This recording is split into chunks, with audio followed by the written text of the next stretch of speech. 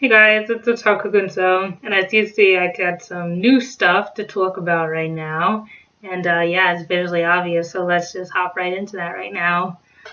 First up is my Attack on Titan hat, which, as you can see, very awesome, very visually and aesthetically appealing to look at, and it's also covering up my horribly faded hair, which I have not had the time to retouch at this time. So yeah, let me just show you how it looks, because it really, really is eye-catching and just colorful and bright and pretty much everything else.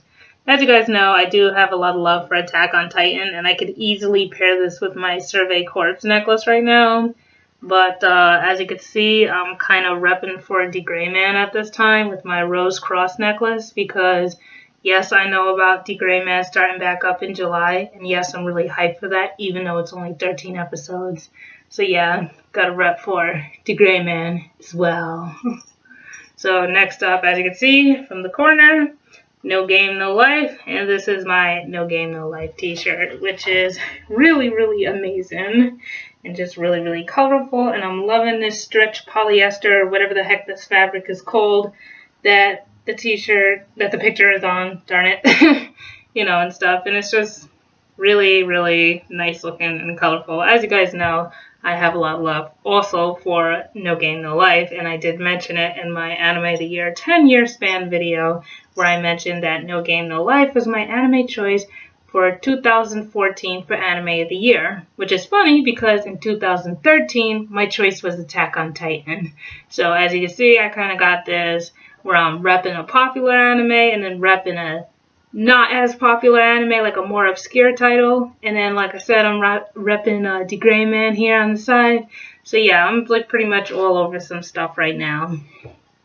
Now, the third thing I'm going to talk about is going to have you guys making fun of me a little bit. But I do not care, because I have way too much love for this. Right there. Oh, bang. Yes, it's Kochikame, everybody. And as some of you guys know, I have a lot of love for Kochikame right now. For those of you who don't, I got into Kochikame about last December or November, I think it was, Compliments of J-Stars. And, I just been watching the episodes and stuff like that on and off and whatnot online. Unfortunately, when you watch them online and they kind of disappear a day later, like obviously, with that being said, they're kind of not really supposed to be there. So it's really hard to get episodes, and because the series is not licensed or dubbed in the US, there's no dub, there's no sub, there's pretty much no anything. But luckily, the Amazon Japan actually kind of merged with the other Amazon, or like ship their stuff like worldwide, which is how I was able to get this DVD right now. And when I saw it, that was the first thing I said to myself, I gotta get this DVD. So I ordered it, and it finally came recently, and I am so happy now. Unfortunately, as you know, with Japanese DVDs, there is a region difference, so you cannot play this DVD in your DVD player right now. But like I said, I got a computer and I got an HDMI cord, and I'm totally set.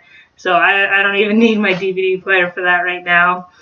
So obviously, with that being said, I watched it already. I loved it. The episodes that I saw on here are actually episodes that I have not seen prior, which was actually really, really interesting. The episodes are kind of out of order, because you got episode 110, 111, 122, and 125, which is kind of like, they kind of go around a bit. I don't think they were supposed to put them in order. Like, I don't know what reason that they had for that, but like I said, yeah, my Japanese is not that great, so don't expect me to be able to read any of this, and there's a lot in the episodes that I cannot understand because, like I said, I am watching them raw.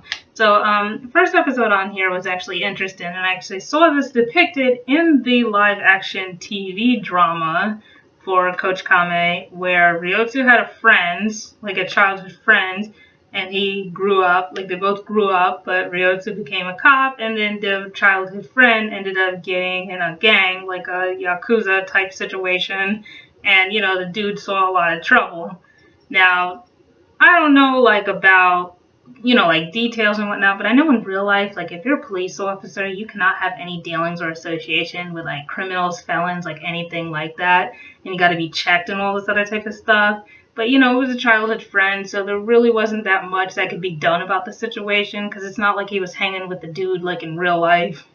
I mean, not in real life, but, like, you know, like, currently speaking. But, you know, he did know the dude. He was familiar. It was his old friend, you know, and he just, like, couldn't believe. He was just, like mind blown and stuff like that. And it was really interesting to kind of see that reunion. You get to see them two scuffle, which, you know, that's always a thing and a half. So, yeah, quite interesting. Now, next up, you have the episode where Ryotsu's younger brother is getting married.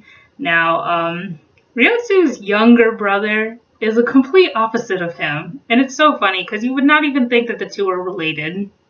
Ryotsu is just like over the top, crazy, just undisciplined lifestyle, just like talks like really crass and rude and stuff like that. The brother, the complete opposite, talks polite, totally organized, has a business and about to get married and all this other type of stuff.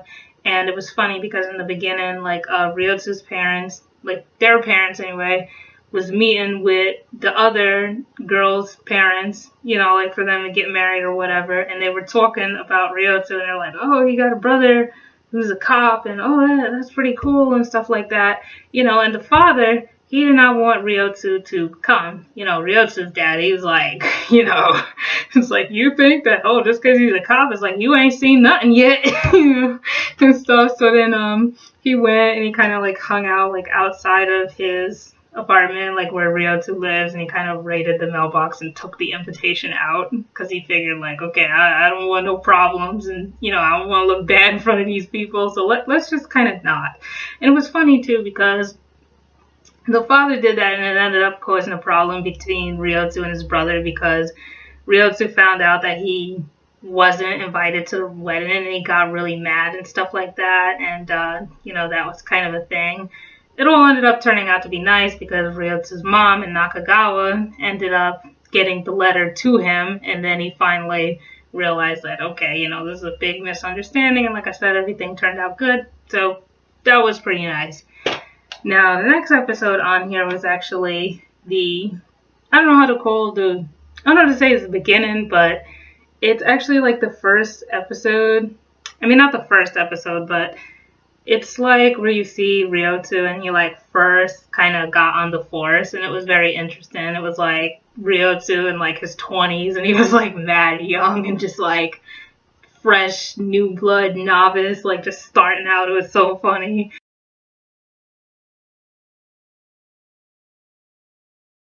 You know, like all of his blunders and stuff like that from when he first started, and you know, like you watch through and stuff, and you actually get to see like how he ended up preferring sandals to wear sandals rather than like regular shoes that he's supposed to wear. And it was funny because like he was, you know, he had gotten in trouble, and then all of a sudden he's on the, it's like, yeah, only in a Japanese anime you can get in trouble with the police and like have them throw you in jail, and then all of a sudden they make you a cop, you know, like really. And it was funny too because, you know, he was just catching them criminals like left and right. He was just like all over some stuff. They had him on the detective unit for a while, and he was working with this dude who actually ended up becoming a really important person to Ryotsu. And this was like way back, like before Bucho was even Bucho. Like he was still like a regular officer at the time, but was still, you know, Ryotsu's senpai, you know, like technically speaking and all that kind of stuff, is senior or something.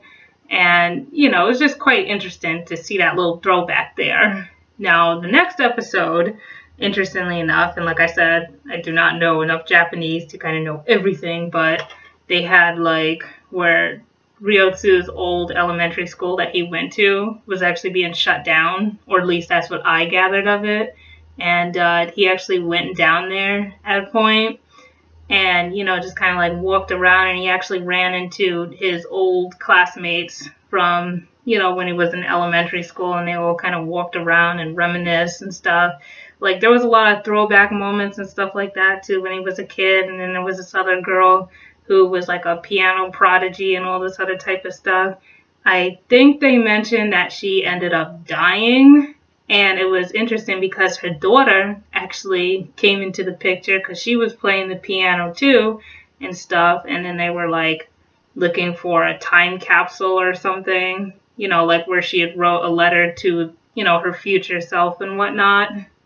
Like, of course, like I said, if the mother died, then the daughter probably wanted to know what she said and everything. So it was pretty interesting. Like I said, all the episodes on here very entertaining. Oh, I had it upside down. All the episodes on here very entertaining, very, you know, funny, like some funny parts and stuff like that.